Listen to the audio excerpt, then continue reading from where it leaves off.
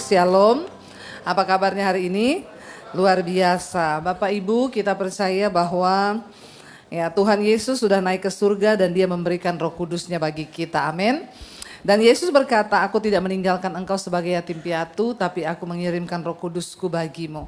Dan Bapak Ibu ingat ketika pertama kali Yesus itu ditangkap, murid-murid Kristus semuanya pura-pura tidak mengenal Dia, termasuk Petrus, seorang yang terkenal dengan imannya yang luar biasa. Dia pernah berjalan di atas air, tapi waktu Yesus ditangkap, dia berkata, aku tidak kenal Dia. Lalu semua orang berkata, kamu muridnya, kamu bersama-sama dengan Dia. Enggak, sumpah aku tidak mengenal Yesus. Petrus menjadi seorang pengecut ketika Yesus ditangkap. Dia menyangkal Yesus 3 kali, ya, lalu ayam berkokok dan dia teringat. Thomas adalah seorang murid Yesus yang juga menyertai pelayanan Yesus, tapi kemudian dia tidak percaya ketika Yesus bangkit. Thomas berkata, aku sekali-sekali tidak percaya kalau aku tidak mencucukkan jariku ke dalam lambung yang berlubang. Tetapi ketika pada waktu Yesus menampakkan diri berulang-ulang ketika dia bangkit, lalu Yesus mau naik ke surga dan Yesus berkata, engkau harus pergi untuk memberitakan Injil ini dan sampaikan kabar baik ini kepada segala bangsa. Tetapi kata Kristus, jangan pernah melakukan apapun sebelum Roh Kudus turun ke atasmu.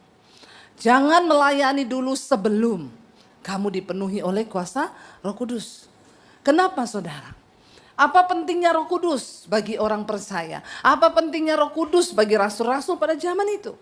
Kenapa Yesus melarang mereka pergi meninggalkan Yerusalem memberitakan Injil sebelum mereka dipenuhi oleh kuasa Roh Kudus? Kita tahu akhirnya mereka menanti dengan sabar, mereka berdoa bersehati sampai tiba hari Pentakosta di mana Roh Kudus dicurahkan. Dan apa yang terjadi? Sejak mereka dipenuhi Roh Kudus, Petrus berubah menjadi seorang yang pemberani. Dia mulai berkhotbah, menyampaikan firman Tuhan dan kebenaran. Petrus mulai berkeliling, menyampaikan firman Tuhan. Apa yang terjadi sekali berkhotbah? Berapa ribu orang yang bertobat? 3.000 orang bertobat. Sekali khotbah. Bertambah banyak jumlah orang yang menjadi percaya kepada Kristus. Sampai akhirnya Petrus mulai berkeliling, memberitakan Injil ke negara-negara yang bukan Yahudi. Dan kita tahu pada akhirnya Petrus dihukum mati karena Injil. Pada waktu itu dia akan disalibkan dan dia meminta kepada orang-orang yang akan menyalibkan dia. Aku tidak layak disalib seperti Kristus. Aku mau disalib dengan kepala di bawah. Karena dia bilang aku tidak layak. Kematianku tidak layak sebab aku tidak bisa dan tidak layak disamakan dengan Kristus. Terlalu mulia. Kristus disalib dengan kepala di atas, tapi Petrus minta untuk disalib dengan kepalanya di bawah. Apa yang merubah dia sampai dia tidak pernah menyangkal Kristus, bahkan waktu nyawanya menjadi taruhan? Petrus tidak mundur, dia tidak menyangkal Yesus. Dia mempertahankan imannya sampai di garis terakhir, bahkan nyawa dia beri bagi Kristus. Karena ada kuasa Roh Kudus. Thomas seorang yang tidak percaya akan kebangkitan Kristus, tapi ketika dia dipenuhi Roh Kudus, dia mulai pergi mengabarkan Injil. Thomas sampai ke India, saudara. Gereja pertama di India itu adalah pelayanannya Thomas. Kita tahu bersama Thomas dibunuh di India. Dia ditombak dengan lambungnya, dia dibunuh dan pada akhirnya dia tidak pernah menyangkal Kristus. Mereka yang dulunya pecundang, mereka yang dulu pengkhianat, bahkan berkata tidak percaya pada Kristus. Waktu dipenuhi Roh Kudus, mereka terima kuasa yang dahsyat. Karena itu Yesus peringatkan, jangan pergi sebelum Roh Kudus turun ke atas kamu. Apa fungsinya Roh Kudus bagi kita gereja Tuhan hari ini? Saudara percayalah, engkau tidak dipanggil cuma untuk jadi Kristen, duduk manis di gereja, nikmati AC, nikmati musik, nikmati yang enak, lalu kau pulang dan tidak pernah terjadi apa-apa di hidupmu. Untuk apa engkau dipanggil? Kita masih ada di dunia sekarang, tapi suatu saat kita akan berhadapan muka dengan Kristus. Dan dia akan bertanya, apa yang sudah kau lakukan selama kau hidup? Kita perlu menerima kuasa Roh Kudus di hidup kita. Kenapa saudara? Karena waktu Roh Kudus turun, kita akan menerima kuasa. Buka bersama Kisah Para Rasul 1 ayat yang ke-8. Kita akan lihat bersama saudara. Apa peranan Roh Kudus dalam kehidupan orang yang percaya? Roh Kudus memberikan kuasa bagi setiap kita. Baca bersama. Tetapi kamu akan menerima kuasa kalau Roh Kudus turun ke atas kamu dan Kamu akan menjadi saksiku di Yerusalem, di seluruh Yudea, Samaria, sampai ke ujung bumi. Waktu Roh Kudus turun atas seseorang, apa yang terjadi? Kita diberi kuasa untuk menjadi saksi Kristus. Saudara, orang yang diundang datang ke pengadilan untuk menjadi saksi, dia haruslah orang yang mengalami perkara dan peristiwa di situ. Bagaimana kita menjadi saksi Kristus? Maka kita harus mengalami Tuhan di hidup kita. Baru kita bisa menjadi saksi. Roh Kudus mengurapi engkau, memberi engkau kuasa dan kekuatan untuk kita mulai bersaksi. Yang gak mungkin kalau orang datang bersaksi ditanya, ibu lihat perkara itu? Enggak. Ibu mengalami? Enggak. Terus ibu enggak tahu? Enggak. Terus kenapa ibu jadi saksi? Saksi palsu. Karena dibayar. Enggak bisa saudara. Waktu kita berkata kita mau menjadi saksi, maka kita harus mengalami Tuhan sendiri. Baru kita cerita. Aku ini mau bersaksi loh bagi Kristus. Bagaimana kesaksianmu? Dulu saya ini tidak percaya sama Yesus. Saya dulu hidup dalam dosa. Lalu saya mengalami Tuhan tahun 95. Lalu Tuhan ubahkan hidup saya. Saya tinggalkan dosa, saya tinggalkan rokok, saya tinggalkan judi, saya tinggalkan dugem, saya tinggalkan semua. Lalu saya menyerahkan hidup sama Tuhan. Waktu saya bertemu dengan Tuhan Yesus, hidup saya diubahkan. Saya mengalami kemerdekaan, damai sejahtera dan sukacita. Amin. Itu namanya menjadi saksi. Banyak orang Kristen tidak mampu menjadi saksi. Kenapa? Kau tidak disertai Roh Kudus. Ya, minta lo saudara. Ini pesan Tuhan kepada murid-murid. Engkau harus tunggu. Kalau Roh Kudus turun ke atasmu, engkau akan menerima kuasa. Ini janji dan janji Tuhan pasti terjadi. Tapi berapa banyak orang Kristen mengalami ini? Berapa banyak kita yang telah menerima kuasa untuk menjadi saksi? Saya masih jatuh bangun dalam dosa, Bu. Hari ini saya marah, besok tobat, besok marah-marah lagi, besok tobat. Saya masih bersinah, Bu. Hari ini saya bersinah, besok tobat, besoknya jatuh lagi, bersinah lagi. Saya ini masih selingkuh, Bu. Hari ini saya selingkuh, besok tobat, ke gereja Minggu tobat, nangis-nangis, Senin selingkuh lagi. Apakah kehidupan seperti itu yang Tuhan mau, saudara? Kita perlu menerima satu kuasa yang memerdekakan kita. Saya bicara serius. Supaya nanti tidak ada penyesalan ketika engkau mati. Ya, terima kuasa itu. Apa tanda pertama orang dipenuhi Roh Kudus, saudara? Ya, tanda pertama orang dipenuhi Roh Kudus apa? Ada yang bisa jawab, angkat tangan, dapat sepeda. Apa tanda pertama orang dipenuhi Roh Kudus? Bertobat. Bertobat, bukan bahasa roh. Ya, karena banyak orang pintar bahasa roh. Bahasa roh itu karunia. Ya, bukan tanda orang dipenuhi Roh Kudus. Salah satu memang bisa berbahasa roh. Tapi bahasa roh saja tidak cukup. Ya, buat apa bahasa roh kenceng? Utang tidak bayar. Hello. Karena orang yang dipenuhi Roh Kudus tidak mungkin utang tidak bayar. Kalau utang bayar, amin. Kalau bisa tidak usah berutang, amin. Orang dipenuhi Roh Kudus tidak mungkin bersinah. Tapi banyak orang bahasa rohnya di gereja kenceng. Sampai langit ketujuh. Tapi selingkuh jalan terus. Ya, bersinah jalan terus. Bohong jalan terus. Marah-marah, emosi jalan terus. Di rumah istri didamprat. Ya, kata-katanya kasar. Bagaimana kita bisa menjadi kesaksian dan menerima kuasa? Kita harus menerima kuasa supaya bisa menjadi saksi Kristus. Kenapa kita harus menerima Roh Kudus? Yang kedua, saudara, karena Roh Kudus itu penasehat dan penghibur. Buka Yohanes 14 ayat 26. Yohanes 14 ayat 26, firman Tuhan berkata di sana. Baca 1, 2, 3. Tetapi penghibur yaitu siapa? Roh Kudus. Yang akan diutus oleh Bapa dalam namaku. Dialah yang akan mengajarkan segala sesuatu kepadamu. Dan mengingatkan kamu akan semua yang kukatakan kepadamu. Siapa yang bisa mengajar kita? Ya, jangan hanya berharap pendeta yang ajar kita. Ada seorang pengajar, penolong, penghibur yang akan dikirim Kristus. Dan hari ini dia sudah ada di dunia ini. Dikatakan tetapi penghibur yaitu Roh Kudus. Yang akan diutus Bapa dalam nama Yesus. Dialah yang akan mengajarkan segala sesuatu kepada kita. Bapak Ibu, kita perlu Roh Kudus dalam pengiringan kita kepada Tuhan. Karena banyak hal yang kita tidak mengerti. Ya, waktu kita baca Alkitab, minta Roh Kudus terjemahkan. Minta Roh Kudus ajar apa sih maksud dari firman ini. Tapi bagaimana mungkin ya, membaca saja aku sulit. Banyak yang gak baca Alkitab di rumah. Ya Pak ya. Ya siapa yang baca Alkitab tiap hari angkat tangan. Ya Anda layak dapat bintang. Siapa yang gak pernah baca Alkitab? Nggak usah angkat tangan. Nanti dibaptis direndam 5 menit saudara. Ya baca Alkitab. Alkitab itu penuntun hidup kita loh. Saya serius bicara. Ini bukan waktunya kita main-main dengan iman kita. Jangan saudara pikir cuma sekedar beriman aja. Kalau engkau berkata percaya Yesus, engkau harus ngikuti apa yang Yesus katakan. Dia bilang Roh Kudus akan mengajarkan banyak hal, segala sesuatu kepadamu. Waktu saya bertobat jadi Kristen, zaman itu belum ada YouTube. Saya mengenal Tuhan, mengenal firman itu bagaimana saudara? Cuma lewat Alkitab. Saya nggak boleh pergi ke gereja, saya baca Alkitab di rumah sembunyi-sembunyi, di toilet saya baca Alkitab.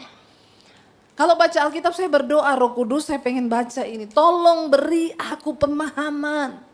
Supaya aku mengerti, karena aku percaya engkau pribadi yang akan mengajarkan segala sesuatu kepadaku. Saya baca ayat demi ayat, Roh Kudus mulai menerjemahkan. Hikmat diberi di otak kita. Saya mulai catat, 1 ayat bisa dapat 2 lembar. Saya catat maksud dari firman itu. Saya baca Alkitab setiap hari, hidup saya mulai berubah, karakter saya mulai berubah oleh kuasa firman Tuhan. Saya suka bingung kalau lihat orang Kristen gak berubah-berubah. Dia bilang lagi, karena Yesus tidak berubah, aku pun tidak berubah. Yesus tidak berubah, tapi kita harus berubah. Berubah saudara, berubah. Ya, Roh Kudus akan memberitahu kepadamu segala hal. Dia akan mengajar, bahkan mengingatkan engkau akan firman Tuhan. Ya, kita baca Alkitab, Roh Kudus ingatkan.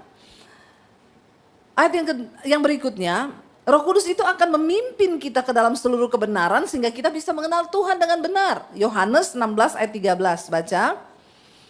Yohanes 16 ayat 13, tetapi apabila ia datang, yaitu siapa? Roh kebenaran. Ia akan memimpin kamu ke dalam seluruh kebenaran. Sebab ia tidak akan berkata-kata dari dirinya sendiri, tetapi segala sesuatu yang didengarnya, itulah yang akan dikatakannya, dan ia akan memberitakan kepadamu hal-hal yang akan datang.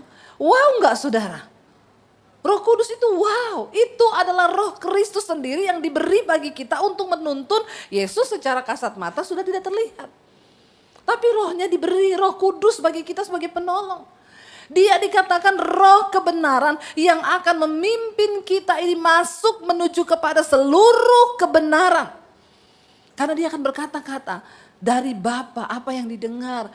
Jujur orang Kristen ini banyak yang kurang mengenal Tuhan. Tapi kita bilang kita Kristen.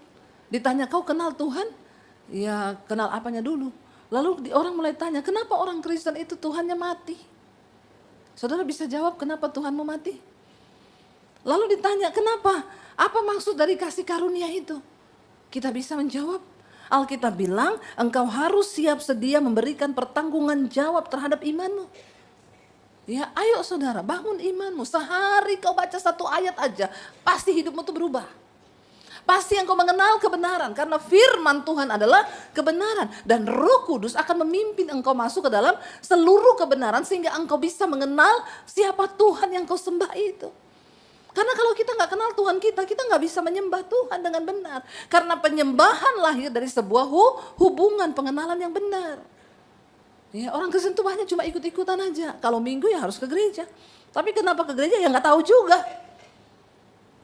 Ya itu makanya saya cerita saudara saya pernah di bandara lagi turun. Lalu suami saya bilang kamu tunggu dulu di sini aja saya ambil bagasi ya tunggu aja. Saya duduk tuh ada satu mbak-mbak duduk pakai hijab di sebelah saya. Cuma berdua. Orang lewat. Bu Debbie ya, shalom ibu, iya bu boleh foto enggak? Boleh. Saya tuh ngefans sama ibu, boleh. Mbak fotoin ya, mbaknya dikasih kamera. Oh iya difotoin. Baru duduk ada lewat lagi. Bu Debbie ya, iya boleh foto, boleh. Oh iya mbak foto ya, fotoin. Ketiga orang lewat, Bu Debbie ya, aduh bu saya fans, boleh foto, boleh. 5 orang lewat minta foto. Terus mbaknya bilang, bu saya boleh foto enggak? Kenapa saudara tertawa mendengar ini? Ya, saya juga pun kaget. Mbak, kenapa mbak minta foto sama saya? Emang mbak tahu saya? Ya enggak sih, tapi dari tadi orang lihat minta foto sama itu. Lalu saya takut saya kelewatan. Nanti ternyata ibu orang terkenal, saya enggak foto kan rugi, orang saya sudah sama-sama ibu. Ya udah foto yuk. Habis itu nanti saya kasih tahu siapa saya. Foto, Mbak, nanti Mbak buka di YouTube, cari, saya tuh YouTuber Mbak, ya buka aja nih Debbie Basir TV. Oh iya, ini isinya apa? Pokoknya pulang Mbak harus denger itu ya, supaya Mbak jangan foto tok ya, tahu ya. Oh iya siap-siap Bu, makasih loh Ibu. Dalam hati saya, yes. Jangan jadi Kristen kayak Mbak itu. Cuma ikut. Kenapa Mbak minta foto? Ya enggak tahu, saya enggak kenal Ibu. Tapi karena saya lihat orang-orang minta foto, ya saya foto aja. Ya saudara, banyak orang ikut-ikutan ke gereja. Tapi tidak mengenal siapa Tuhannya. Tidak mengenal apa tujuan Tuhan atas hidupnya. Tidak mengenal apa rencana Tuhan atas hidupnya. Tidak mengenal apa kehendak Tuhan atas hidupmu. Amin. Yuk kita bertobat. Bertobat saudara, karena kita nggak pernah tahu loh. Ya, kita ini mau apa hidup, mau gimana hidup. Firman Tuhan dan Roh Kudus itu akan menuntun engkau masuk ke dalam segala kebenaran. Saya bicara serius hari ini supaya tidak ada penyesalan ketika mati satu saat nanti.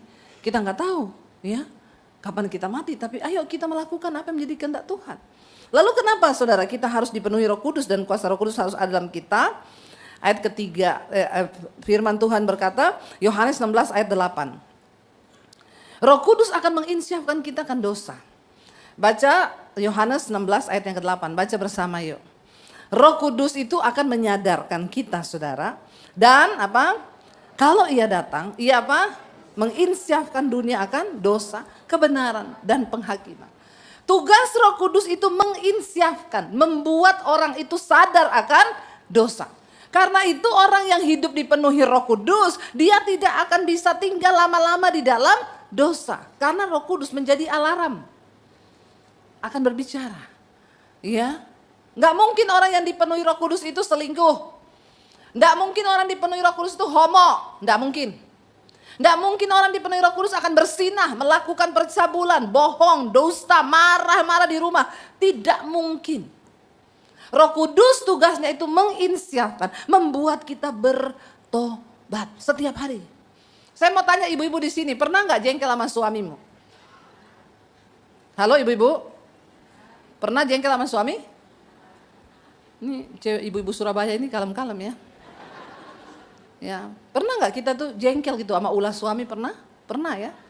Karena kita manusia normal kan. Saya juga pernah, saya ini manusia, saya pendeta tapi saya manusia.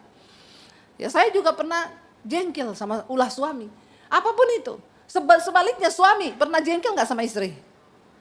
Bapak-bapak nggak usah takut walaupun ada istrinya. Pernah nggak bapak-bapak tuh jengkel gitu? Ada satu saat kita, ini kok istriku ini cerewet banget, pernah enggak? Jujur.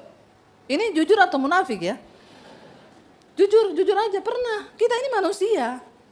Ya, kita bisa jengkel. Jengkel sama anak, jengkel sama suami, jengkel sama istri pernah. Tapi kalau ada Roh Kudus, waktu kita jengkel terus, ada suara di hati. Enggak boleh loh kamu jengkel terus, bertobat loh. Ya, bertobat. Stop, udah enggak usah marah-marah. Lalu kita bertobat. Tuhan ampuni aku Tuhan, iya tadi aku jengkel tapi dah aku enggak mau jengkel lagi. Terus kita bertobat. Mungkin kita minta maaf sama suami. Atau kita berusaha biasa aja. Kenapa saudara? Karena ada Roh Kudus. Maka saya bilang orang Kristen kalau penuh Roh Kudus kau enggak mungkin berantem tuh 3 hari enggak bicara, itu enggak mungkin. Itu roh kuda liar. Kalau Roh Kudus dia menyadarkan. Akan membuat kita bertobat. Karena Roh Kudus itu kalau dia datang, dia menginsyafkan. Kita yang pertama akan dosa. Membuat orang bertobat. Orang kalau hidup dipenuhi Roh Kudus tidak mungkin hidupnya tidak berubah, itu tidak mungkin. Tidak ada yang salah, apa gunanya setelah kita ini datang minggu, nyanyi-nyanyi di gereja, terus kita ini tidak dikenal Tuhan, buat apa? Yang kedua, Roh Kudus itu akan menginsyafkan kita akan kebenaran. Sehingga kita matanya melek melihat kebenaran itu. Kita tahu, oh yang Tuhan mau tuh begini. Oh Tuhan tuh enggak mau kalau aku begini. Tuhan tuh maunya aku begini. Yang ketiga, Roh Kudus akan menyadarkan kita akan penghakiman. Sehingga orang yang hidup dipenuhi Roh Kudus tahu bahwa satu saat waktu kita mati, kita akan dihakimi. Kita semua akan berdiri di hadapan tahta pengadilan Kristus untuk memberikan pertanggungan jawab dengan hidup kita. Ya, kita akan berdiri dan di sana Tuhan akan minta pertanggungan jawab. Nanti ditanya saudara, kamu pernah selingkuh enggak? Enggak. Tuhan bilang malaikat putar channel 5. No, ada rekaman kita di situ. Ada semua hidupmu tuh ceritanya ada. Ada buku kehidupanmu itu ada. Ada rekamannya. Karena Alkitab berkata, mata Tuhan menjelajah seluruh bumi setiap hari untuk melihat orang baik dan orang jahat. Untuk apa? Untuk satu saat memberikan upah masing-masing. Hidup dalam kekekalan bagi mereka yang hidup dalam kebenaran. Tapi hidup dalam penghukuman dan kematian kekal jika mereka hidup di dalam dosa. Ada catatan hidup kita, ada rekaman hidup kita. Dan itu akan diputar satu saat nanti. Dan Roh Kudus itu akan terus ingetin. Kalau ada Roh Kudus di hati kita, ingat loh, kamu akan dihakimi. Akan ada pengadilan Tuhan. Kelak waktu kita mati, jangan terlambat bertobat hari ini selama masih ada kesempatan. Saya kemarin ini satu minggu ini saya ketemu 2 orang yang pernah mati, saudara. Mereka dua-dua bersaksi sama saya. Yang satu itu dia udah kena kanker paru-paru. Dia operasi di Amerika dan dokter potong paru-parunya itu cuma disisain sedikit karena semuanya sudah hitam, sudah mati. Dokter bilang ya paru-paru bisa tumbuh tapi tidak banyak, hanya sedikit. Suamimu pasti mati, hidupnya cuma beberapa bulan. Dan kalaupun dia nanti bangun dari sadarnya dia akan cacat, lumpuh. Jadi ya kamu tidak usah berharap terlalu banyak. Istrinya tiap hari lihat suaminya di dalam ruangan kaca, isolasi. Tiap malam dia berdoa dari luar buat suaminya. Satu saat suaminya itu anfal, keluar darah dari mulut, dari hidung, dari telinga, semua dari mata keluar darah, sampai semua baju ini darah. Jantungnya berhenti, dokter masuk ke dalam ruangan dan dokter bilang kami masuk bukan untuk menyelamatkan suamimu karena memang sudah tidak ada harapan. Tapi kami masuk ya hanya untuk melihat apa yang bisa kami lakukan. Dia bilang, saya lihat dengan mata saya Bu, itu dokter menekan jantung suami saya bukan dari atas. Tangannya dimasukin karena ini sudah dibelah semua, operasi besar paru-parunya. Itu tangan dokter masuk ke dalam jantung suami saya dipenet begini. Waktu keadaan itu dokter bilang sudah berhenti, ya dia mati suaminya. Dan dia cerita, dia bilang saya naik Bu ke atas Bu, saya lihat tubuh saya di bawah. Saya lihat istri saya sudah nangis, saya lihat dokter melakukan tindakan. Tapi saya nggak bisa apa-apa, saya cuma bisa lihat mereka. Ya, dan akhirnya istrinya berdoa dan akhirnya suaminya dibawa turun lagi dan dia hidup lagi. Dia hidup lagi saudara dan dokter bilang ya pasti cacat, tidak usah berharap. Dia ini sudah mati 3 menit jadi otaknya itu sudah kosong oksigen. Ini orang pasti cacat seumur hidup dan enggak lama cuma berapa bulan. Akhirnya suaminya berangsur sadar-sadar pulih-pulih. Pulang ke rumah ternyata saudara apa yang dokter katakan berbeda dengan yang Tuhan lakukan. Paru-paru suaminya ini tumbuh normal. Dokter pun kaget waktu melihat normal dan suaminya itu katanya pasti akan cacat. Ya, sekarang suaminya jadi pemain musik di gereja di Amerika. Waktu saya pelayanan di Amerika saya ketemu dan mereka cerita mereka jemaat Misbah Doa saya di YouTube dan mereka bersaksi. Dan kemarin mereka datang ke Indonesia, saya ketemu, saya dengar lagi itu kesaksian. Wow, Tuhan itu dahsyat. Dan saudara tahu waktu keluar rumah sakit mereka tidak punya uang, ya. Biayanya selama sebulan dirawat itu 500 juta lebih. Dan istrinya bilang saya nggak punya uang. 500 juta apa 500 miliar? 5 miliar bukan 500 miliar, 5 miliar saudara. Dia tidak punya uang untuk bayar itu 1 bulan karena itu operasi besar. Dan rumah sakitnya bilang kamu berdoa dan cari yayasan. Di Amerika ini ada yayasan yang bisa bantu orang-orang yang nggak bisa bayar rumah sakit. Tapi jangan berharap terlalu banyak. Biasanya satu yayasan cuma bisa bantu 500 juta. Ini 5 miliar. Jadi kayaknya kamu harus cari 10 yayasan.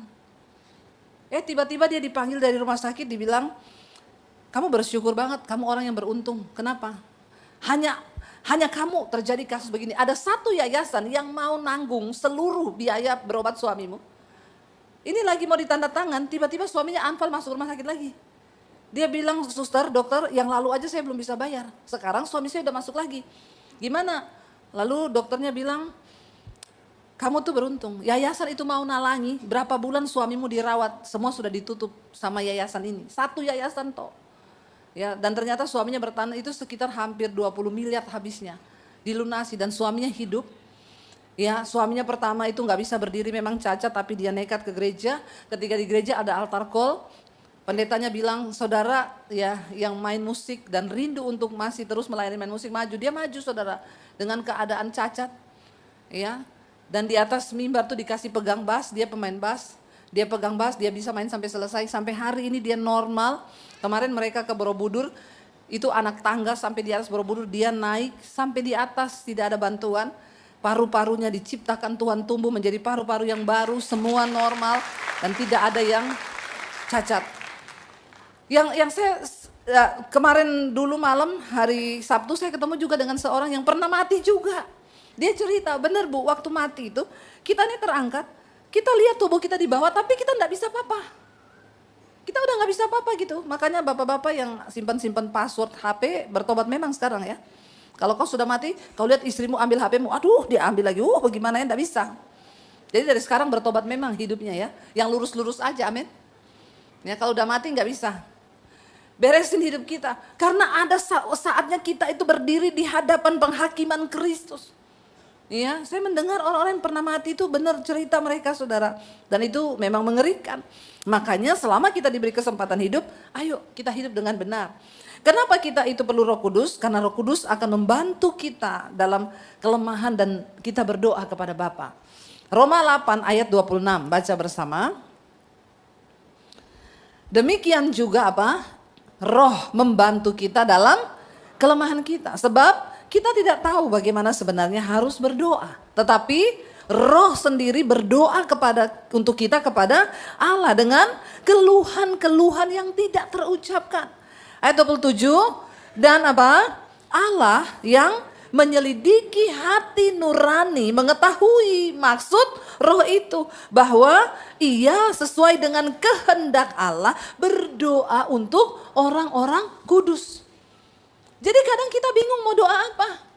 Seringkali dalam pergumulan yang begitu berat kita cuma bisa nangis. Tapi percayalah, waktu engkau ada Roh Kudus dalam dirimu, Roh Kudus berdoa kepada Bapa dengan keluhan yang tak terucapkan. Seringkali cuma air mata yang jatuh. Makanya Yesus berkata, dia mengerti bahasa air matamu.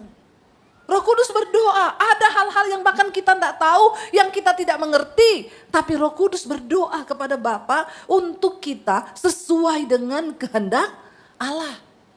Makanya kadang, iya ya kok bisa terjadi begini ya, kok begini ya begini. Karena ada Roh Kudus.